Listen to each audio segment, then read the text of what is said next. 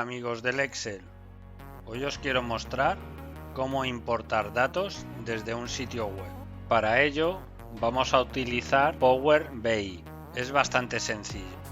Vamos a importar un ejemplo de la cotización de criptomonedas para tener una tabla en Excel que se actualizará en tiempo real.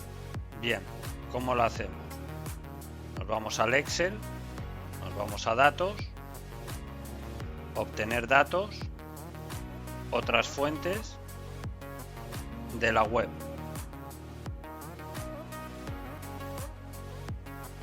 Está cargando y ahora nos pide una dirección URL, que en este caso va a ser la URL de donde quiero exportar la tabla.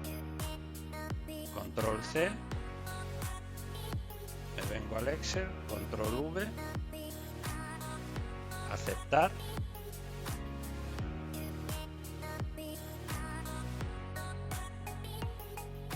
Y ahora se está preparando el Power BI para importar la tabla.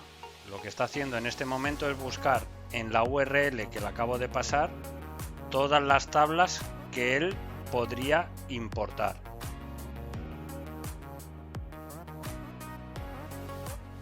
Bien, ya se ha cargado. En la URL que le hemos dado nos da que existen estas dos tablas. Esta tabla es la que nos interesa, que es la que nos da la cotización de las criptomonedas en tiempo real. Aquí vemos todas las columnas, el formato que tiene, y si es la que nos interesa, cargamos. Hay que tener en cuenta de que las tablas a veces el formato no es el correcto y habría que adaptarlas a lo que nos hace falta. Ahora mismo está importando todos los datos de la URL. Como podéis ver, aquí se está viendo cómo está cargando. Bien, ya tenemos los datos. Aquí nos informa de las columnas que hay y si queremos eliminar alguna columna. Te dice las columnas que ha extraído, la última actualización, el estado de la carga y la URL desde donde se ha extraído.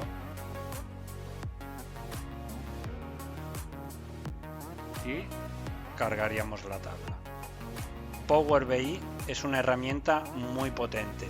Esta es una utilización muy simple y muy básica.